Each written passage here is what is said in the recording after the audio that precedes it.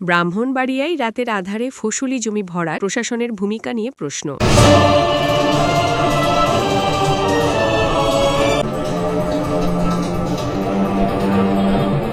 ব্রাহ্মণবাড়িয়া সদর উপজেলার সিমরাইলকান্দি সিমনা সড়কে আইন অমান্য করে রাতের আধারে ড্রেজার দিয়ে চলছে ফসলি জমি ভরাটের মহোৎসব। সড়কটির প্রথম ও দ্বিতীয় ব্রিজের মধ্যবর্তী এলাকায় বেশ কিছুদিন ধরেই একটি প্রভাবশালী চক্র রাতের বেলায় এই অবৈধ কার্যক্রম চালিয়ে যাচ্ছে। এতে একদিকে যেমন কৃষিজমি ধ্বংস হচ্ছে, তেমনি পরিবেশগত ভারসাম্য নষ্ট হওয়ার আশঙ্কা তৈরি হয়েছে।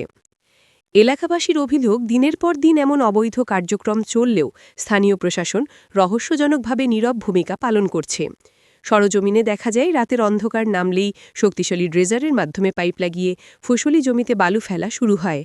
নাম প্রকাশে অনিচ্ছুক একাধিক স্থানীয় বাসিন্দা জানান, একটি মহলেই কাজের সাথে জড়িত। তাদের মতে, রাতের আধারের এই কাজ করা হয় যাতে প্রশাসনের চোখ এড়িয়ে যাওয়া যায়। উল্লেখ্য, আইন অনুযায়ী কৃষিজমি হিসাবে চিহ্নিত কোনো জমির শ্রেণী পরিবর্তন করতে জেলা প্রশাসকের অনুমতি প্রয়োজন। অনুমতি ছাড়া কৃষিজমিতে মাটি, বালু বা অন্য কিছু ফেলে ভরাট করা সম্পূর্ণ বেআইনি।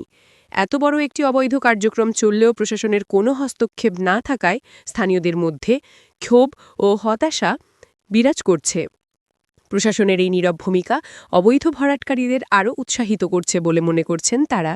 এলাকাবাসী অবিলম্বে এই অবৈধ ড্রেজিং ও জমি ভরাট বন্ধে এবং এর সাথে জড়িতদের বিরুদ্ধে আইনানুগ ব্যবস্থা গ্রহণের জন্য জেলা প্রশাসনের জরুরি হস্তক্ষেপ কামনা করেছেন।